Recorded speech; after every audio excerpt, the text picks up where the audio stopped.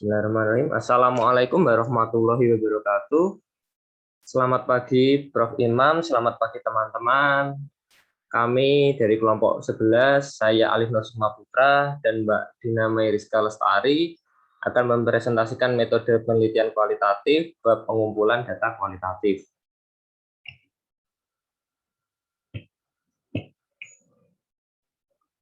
Strategi pengumpulan data pada penelitian kualitatif di sini kami bagi menjadi 4 ya. Yang pertama ada pengamatan, yang kedua ada wawancara, yang ketiga ada pengumpulan data unobserved, dan yang terakhir ada pengambilan data jenis lain. Yang pertama strategi pengamatannya.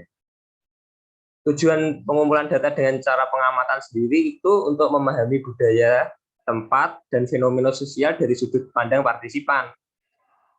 Peneliti mencoba melihat dunia melalui mata orang-orang yang mereka teliti. Di sini kami menulis 5 kekuatan pengamatan dalam penelitian kualitatif. Yang pertama, pengamatan langsung dari fenomena sosial memungkinkan pemahaman yang lebih baik dari konteks suatu fenomena tersebut terjadi. Kedua, pengalaman langsung memungkinkan peneliti untuk bersikap terbuka untuk menemukan secara induktif cara peserta memahami pengaturan. Ketiga, peneliti memiliki kesempatan untuk melihat hal-hal yang dijamin kebenarannya dari peserta yang kecil kemungkinannya untuk muncul ke permukaan jika menggunakan wawancara atau pengumpulan data lainnya.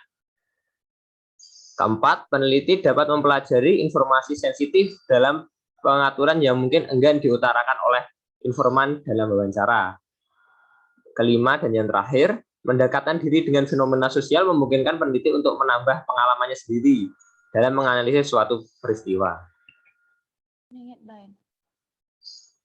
Selanjutnya, tips mengembangkan rencana umum melakukan catatan lapangan.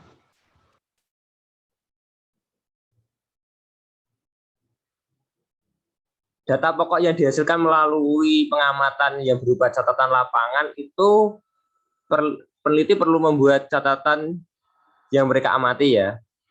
Catatan itu biasanya ditulis secara mentah ketika berada di tempat, sementara peneliti berada pada setting penelitian.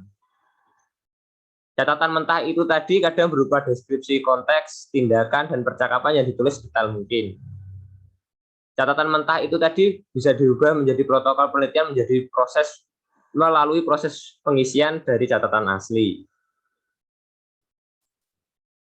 Di sini kami kasih 3 tips untuk pengumpulan data di lapangan. Hal pertama ya, jangan berharap terlalu sempurna. Semua peneliti memiliki keterbatasan dalam mencatat sesuatu yang mereka dengar dan lihat. Yang kedua, tidak perlu mengkhawatirkan sesuatu yang didapatkan. Artinya, fokus pada data yang sudah didapat. Tidak ada peneliti yang mampu menangkap secara lengkap kejadian dalam situasi sosial. Nah, oleh karena itu, ini hubungannya dengan yang ketiga, penting sekali dalam membuat catatan dengan sesama hal-hal yang mungkin terlewatkan. Catatan tersebut bermanfaat untuk menjelaskan dalam uraian, analisa, dan penafsiran secara terperinci. Jadi tidak perlu yang mengkhawatirkan tentang catatan pada setiap kejadian, tapi catatlah segala sesuatu yang diperhatikan dalam laporan. 5 langkah penting melakukan pengamatan dalam penelitian kualitatif.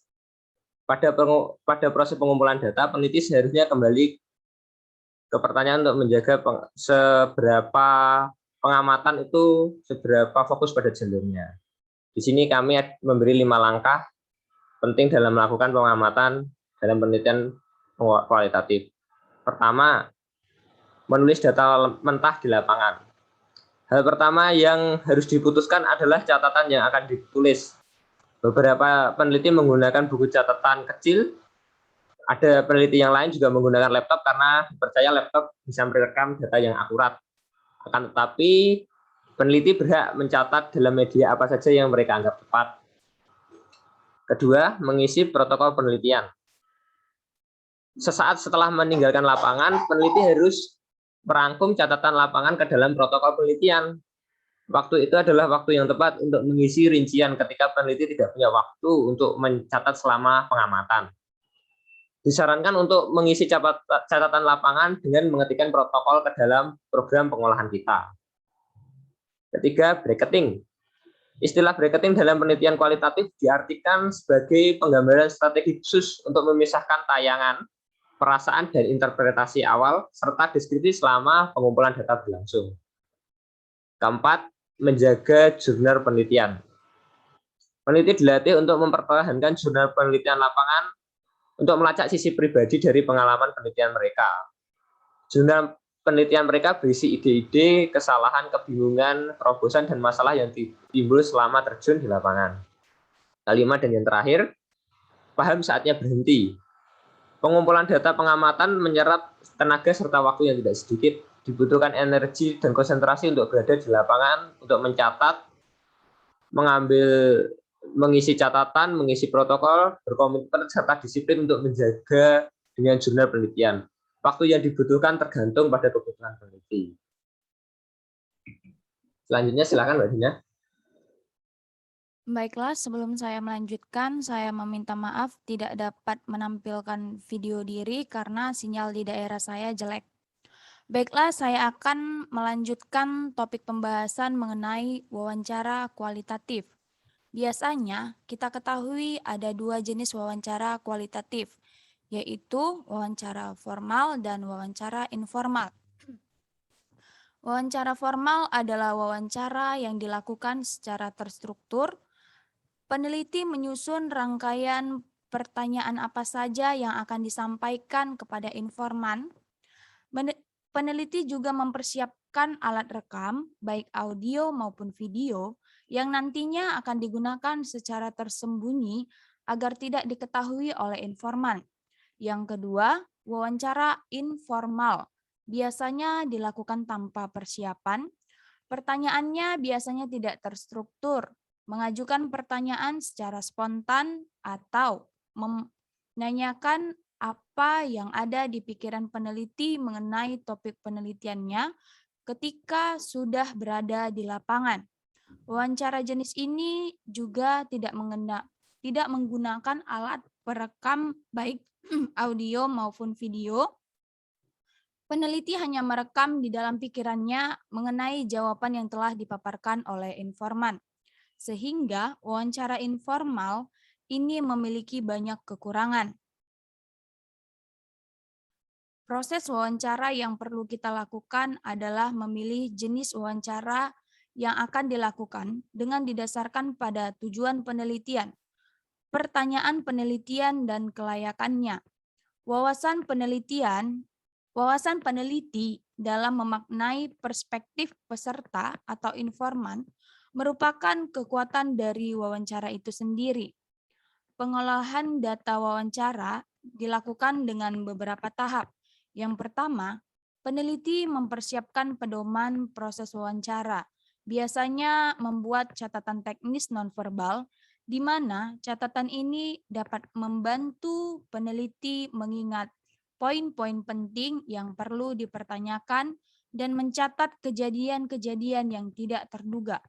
Yang kedua, jurnal wawancara. Jurnal wawancara berfungsi sebagai pemantau mengenai di mana wawancara dilakukan peneliti, kapan, dengan siapa, berapa lama wawancara dilakukan, bagaimana pelaksanaan wawancara, dan bagaimana kualitas kegiatan wawancara. Yang ketiga, menggunakan alat perekam harus ditranskrip secara pribadi atau mentranskrip sendiri. Karena selain menghemat biaya, kita dapat memahami isi dari rekaman tersebut dan memperbaikinya apabila ada kekurangan. Misalnya, pemilihan kata dan tanda baca yang kurang sesuai. Dengan melakukan transkrip pribadi dapat memberikan hasil yang jelas, konsisten, dan terarah sesuai dengan prosedur wawancara, serta peneliti dapat memilih bagian yang perlu ditranskrip dari rekaman yang diperoleh. Tips sukses wawancara. Yang pertama, Ikuti aturan percakapan yang sopan.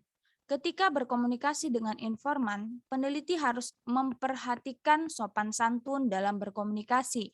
Jangan sampai menyinggung ranah pribadi informan. Peneliti harus bertanya pertanyaan yang real atau nyata, dan peneliti memberikan kesempatan kepada informan untuk menanggapi pertanyaan dari peneliti, sehingga peneliti mengetahui sejauh mana hubungan pengetahuan informan dengan apa yang peneliti butuhkan. Yang kedua, wawancara dilakukan di tempat yang nyaman, tujuannya untuk menjaga kerahasiaan yang dikatakan oleh informan. Apabila informan enggan, pernyataannya diketahui orang lain. Selain itu, dengan tempat yang nyaman, baik peneliti maupun informan lebih leluasa berbicara dan berinteraksi ketika menyampaikan pertanyaan dan jawaban. Yang ketiga, perencanaan atau panduan sebelum melakukan kegiatan wawancara.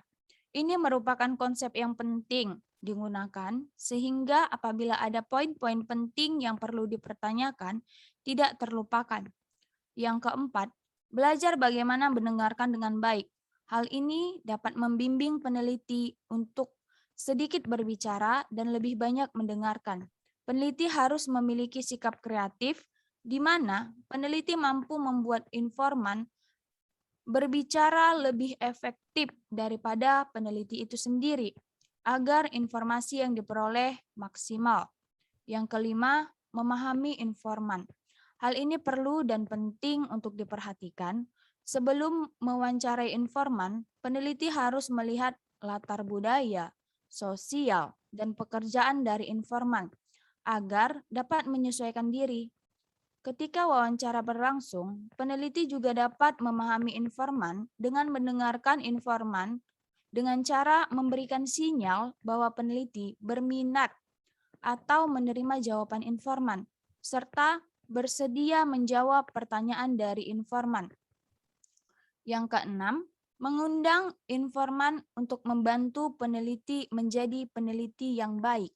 Dilakukan dengan meminta informan memberikan umpan balik dan perspektif tentang proses penelitian yang dilakukan.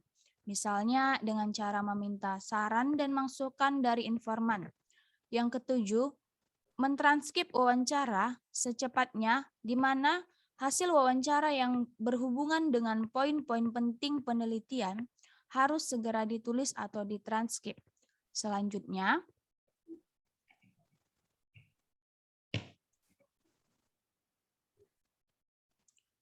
pengumpulan data unobstrusif. Dalam pengumpulan data unobstrusif terdapat 3 bagian penting. Yang pertama, jenis data unobstrusif. Yang kedua, bekerja dengan data unobstrusif. Yang ketiga, pengumpulan data dan pemrosesan data unobstrusif. Baiklah, kita akan membahas yang pertama, yaitu jenis data unobstrusif. Beberapa jenis data unobstrusif yang dijadikan penelitian kualitatif, diantaranya artefak. Artefak adalah memberikan wawasan alternatif mengenai bagaimana cara orang berpikir dan bertindak, karena objeknya adalah alat atau benda yang digunakan dalam kegiatan sehari-hari. Yang kedua, jejak. Jejak merupakan residu atau sisa dari aktivitas manusia yang tidak diinginkan. Tujuan analisis jejak dilakukan oleh peneliti. Biasanya, peneliti ingin mempelajari pola perilaku tanpa mengganggu aliran perilaku seseorang atau sekelompok individu. Yang ketiga, dokumen. Dokumen merupakan indikator yang kuat serta tercipta melalui catatan tertulis dari aktivitas dalam lembaga. Yang keempat, komunikasi. Komunikasi personal atau pribadi merupakan data yang dapat dikumpulkan menjadi bagian dari penelitian kualitatif. Yang kelima, catatan. Catatan berfungsi sebagai tambahan data yang dapat menambah signifikansi penelitian kualitatif. Terakhir, rekaman. Rekaman merupakan dokumen yang bernotasi dengan tujuan untuk melacak aspek tertentu. Poin penting yang kedua yaitu bekerja dengan data unobstrusif. Peneliti harus hati-hati menjelaskan sumber data dan data penelitian, dikarenakan tingkat kepercayaan pembaca terhadap hasil penelitian berpengaruh pada nilai kelayakan suatu penelitian. Oleh karena itu, peneliti harus memilih bahasa yang tepat dan yang mampu memperlihatkan kesungguhan peneliti dalam mengumpulkan data dan mendeskripsikan data sesuai dengan tujuan penelitian. Yang ketiga, pengumpulan data dan pemrosesan data unobstrusif.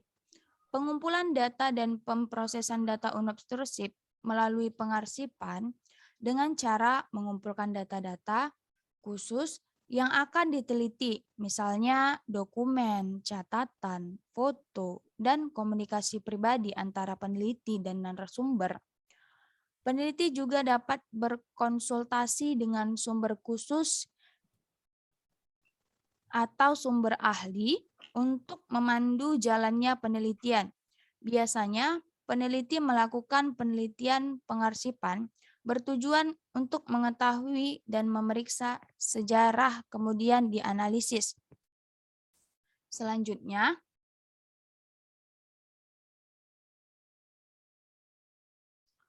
pengumpulan data jenis lain terdapat 3 bagian. Yang pertama, rekaman video, di mana penggunaan rekaman video dalam studi kualitatif merupakan sarana yang kuat untuk meningkatkan kualitas penelitian pemerolehan data.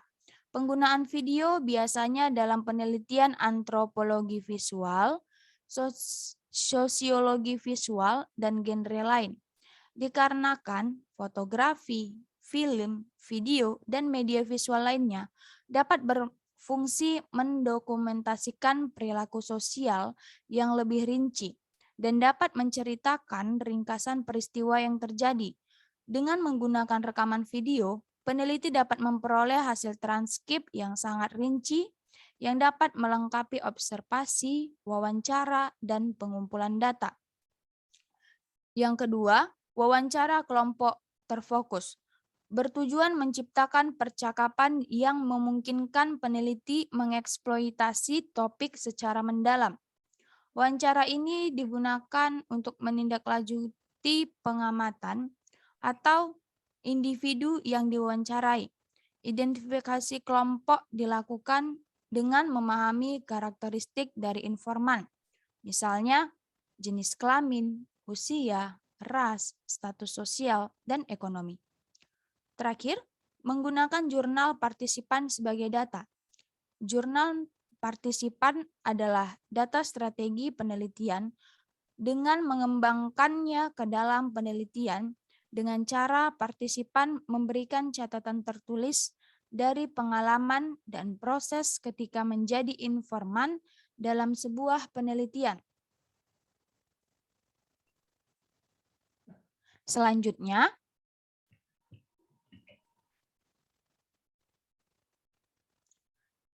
tips pemrosesan video.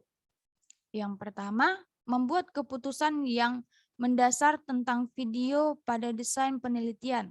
Misalnya, mengenai tentang apa yang direkam, kapan, dan mengapa merekam kejadian tersebut. Yang kedua, memilih peralatan dengan hati-hati. Pemilihan peralatan harus berfungsi sesuai dengan kebutuhan penelitian. Yang ketiga, akrab dengan peralatan dan prosedur.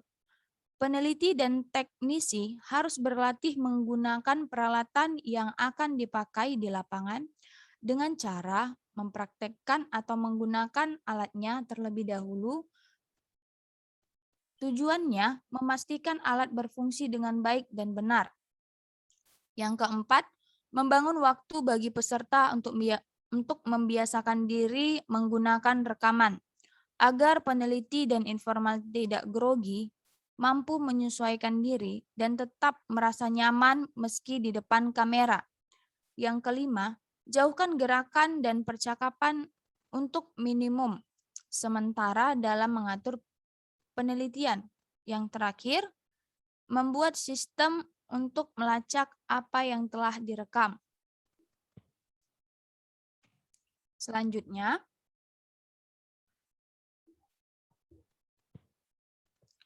tips melakukan wawancara terfokus. Yang pertama, sebelum wawancara dimulai, pewawancara dengan partisipan melakukan pertemuan.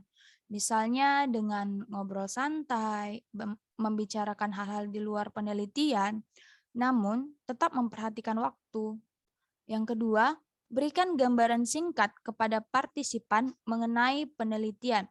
Dengan cara ini, informan dapat mengetahui sejauh mana peran mereka dalam penelitian, dan peneliti juga berterima kasih atas kesediaan informan dalam membantu dan berbagi pengetahuan kepada peneliti. Yang ketiga, mulailah dengan permainan. Sebelum memulai ke ranah pertanyaan serius mengenai topik penelitian, ada baiknya peneliti mengawali dengan bercerita seperti memperkenalkan latar belakang peneliti dan membuat candaan ringan. Yang keempat, pernyataan pembuka yang berarti dari masing-masing peserta. Yang kelima, membangun terhadap laporan pembukaan sebagai pertanyaan membimbing ditangani. Membuat catatan dari komentar individu yang berupa pertanyaan dapat membimbing kelompok bergerak lebih lancar dan melakukan interaksi yang lebih antar peserta. Yang keenam, jauhkan percakapan fokus pada topik agar informan tidak bosan.